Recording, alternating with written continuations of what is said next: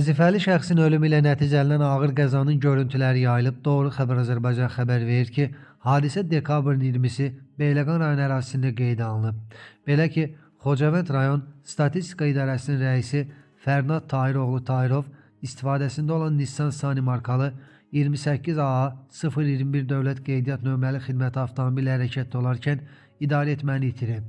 Nəticədə minik avtomobili yol kənarında aşıb. Qəza nəticəsində Fərnad Tahirov hadisə yerində həyatını itirib. Baş vermiş ölüm faktı və hadisə ilə bağlı araşdırma aparılır. Qubada ölümlə nəticələnən ağır qəza baş verib. Belə ki, rayon sakini Allahverdiyev idarə etdiyi Nissan markalı avtomobillə Quba şəhərində yolu keçən Humay Tofiq qızı Zeynalovanı vurub. Ağır xəsarətlər almış qadın elə hadisə yerindəcə ölüb. Baş vermiş faktla bağlı Quba rayon polis şöbəsində cinayət işi başlanıb, araşdırma aparılır.